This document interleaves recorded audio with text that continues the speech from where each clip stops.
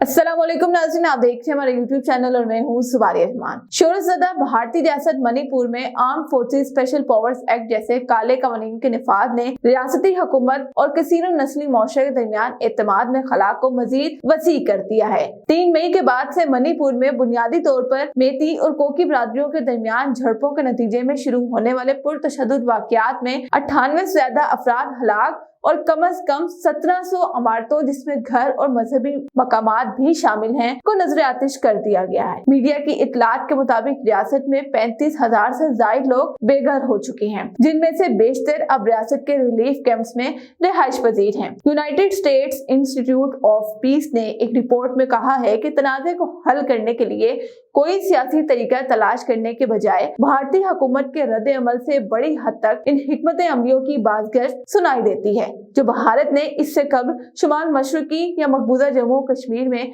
बदआमनी के दौरान इस्तेमाल की थी। इन इक़दामात में फौजी कर्फ्यू का निफाज, इंटरनेट सर्विस को मुअत्तल करना और तकरीबन 17,000 फौजियों और पैरामिलिट्री फोर्सेस एहलकारों को तैनात करना शामिल है। ह्यूमन राइट्स ने इस काले कानून को रियासती ज़्यादती, जबर और इम्तियाजी सलूक का हथियार करार देते हुए इस पर कड़ी तनकीद की है। तशद्दुद को जन्म देने की ताज़ा तरीन वजह हाई कोर्ट का एक फैसला था, जिसमें मेती कबाइल को शेड्यूल ट्राइब का दर्जा देने का हुक्म दिया गया था, जिससे उन्हें जंगल की जमीनों तक रसाई मिलेगी और उन्हें सरकारी मुलाजमतों और तालीमी इदारों में रिजर्वेशन का हक मिलेगा। इस इकदाम से कोकियों समेत कबायली बरादरियों में अपनी जमीनों से महरूम होने का खौफ पैदा हो गया। मणिपुर मुकम्मल तौर पर मैदान जंग का मंजर पेश कर रहा है। ताहम मणिपुर में तशद्दुद के बावजूद वज़ीर-ए-आज़म नरेंद्र मोदी और वजीर दाखिला अमित शाह की क़यादत में हुक्मरान बीजेपी कर्नाटक में रियासती असेंबली के इंतखाबात के लिए